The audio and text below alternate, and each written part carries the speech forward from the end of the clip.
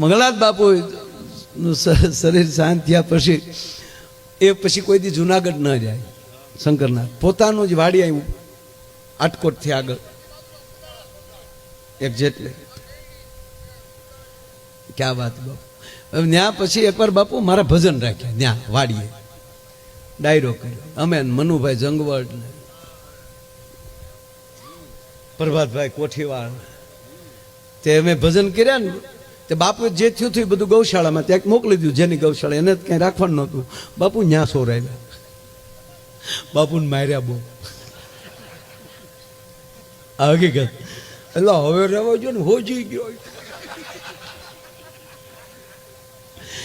ચારક દી થયેલા ને હું ન્યાલી નીકળ્યો એટલે મને પ્રભાતભાઈ વાત કરી મને કે બાપુને ત્યાં ચોરી આવી ને ચોરે બાપુને માર્યા બહુ. મને હું કહું તો હાલો બાપુને પાસે જાય.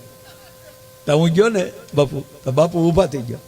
સુપ્રસિદ્ધ લોક સાહિત્યકાર માયાભાઈ રોજવાડી દીધો.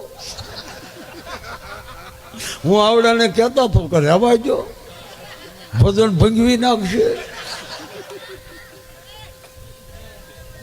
શું બાપુ આ તો સંતોનો આનંદની વાત કરું છું બાપા. આમાં આ તો રેકોર્ડિંગ થાય ને કાલ કોઈ એનો અર્થ કરે કાંઈ મને.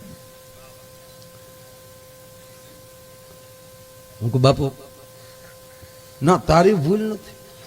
આવડા આવડા બોર્ડ માર્યા સંતવાણીમાં પધારો સોથે દી પધારે.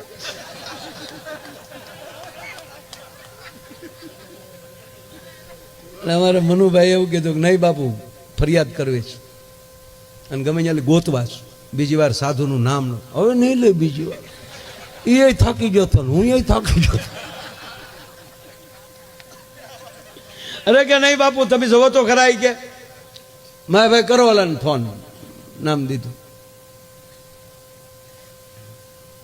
તમે આમ ખાલી મોબાઈલ કાઢો તું તો રહેવા દે.